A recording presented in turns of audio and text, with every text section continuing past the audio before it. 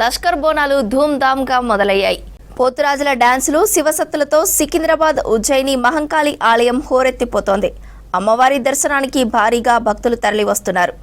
బోనం సమర్పించి మొక్కులు చెల్లించుకుంటున్నారు. ఇవాళ ప్రభుత్వం తరపున అమ్మవారికి పట్టు వస్త్రాలు సమర్పించారు సీఎం రేవంత్.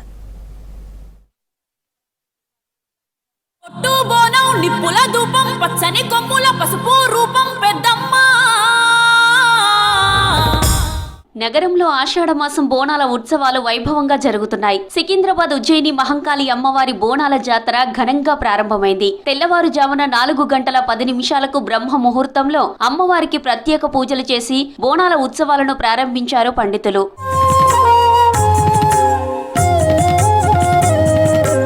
ఉజ్జయిని మహంకాళిని దర్శించుకుని ప్రభుత్వం తరపున పట్టు వస్త్రాలు సమర్పించారు సీఎం రేవంత్ రెడ్డి. మంత్రి కొండా సురేఖ అమ్మకు బోనం సమర్పించారు. మంత్రులు పొన్నం ప్రభాకర్, పొంగులేటి శ్రీనివాస్ రెడ్డి, అడ్లూరి లక్ష్మణ్, ఎంపీ అనిల్ కుమార్, ఎమ్మెల్యేలు దానం నాగేందర్, శ్రీ గణేష్ సీఎం వెంట ఆలయంలో పూజలు చేశారు.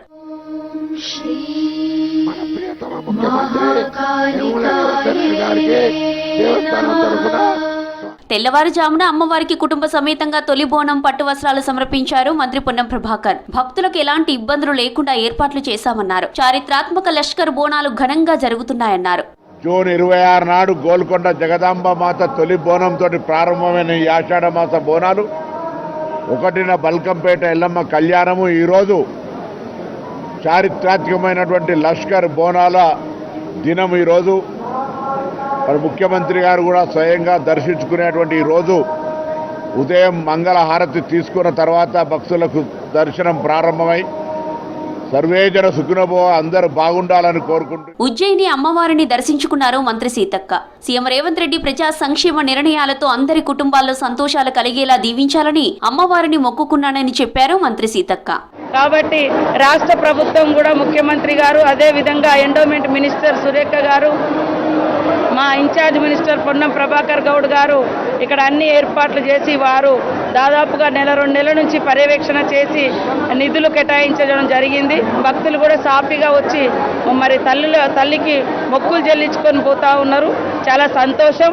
సికింద్రాబాద్ మహంకాళి అమ్మవారిని దర్శించుకుని బోనం సమర్పించారు కేంద్ర మంత్రి కిషన్ రెడ్డి దంపతులు. 100 సంవత్సరాలుగా ఉజ్జయిని మహంకాళి అమ్మవారి బోనాల పండుగ ఘనంగా జరుగుతుందన్నారు కిషన్ రెడ్డి. బోనాలు మహిళలకు ప్రత్యేకమైన పండుగ అని చెప్పారు. పాడి పంటలతో ప్రజలందరూ సుఖ సంతోషాలతో ఉండాలని అమ్మవారిని కోరుకున్నానని తెలిపారు కిషన్ రెడ్డి. ఈరోజు మేము కూడా మా ఇంటి నుంచి బోనాన్ని అలంకరించుకొని సికింద్రాబాద్ ప్రజల తరఫున, హైదరాబాద్ తెలంగాణ ప్రజల తరఫున, మన ప్రియతమ ప్రధానమంత్రి నరేంద్ర మోడీ గారి తరఫున అమ్మవారికి బోనాన్ని సమర్పించుకోవడం జరిగింది.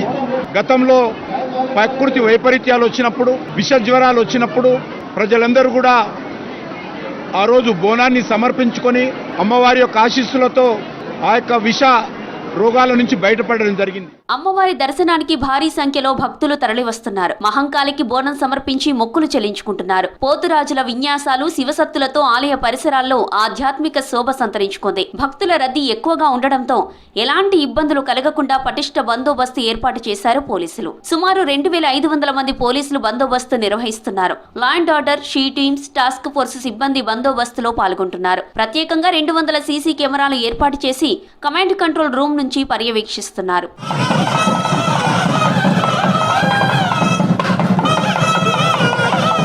ఇక రాత్రికి పలహారం బండ్ల ఊరేగింపు గ్రాండ్ గా జరిగింది. రేపు 2వ రోజు అమ్మవారి జాతర జరగనుంది. బోనాల వేడుకల్లో భాగంగా రేపు రంగం, పోతరాజుల గావు, అంబారిపై అమ్మవారి ఊరేగింపు ఉండనుంది.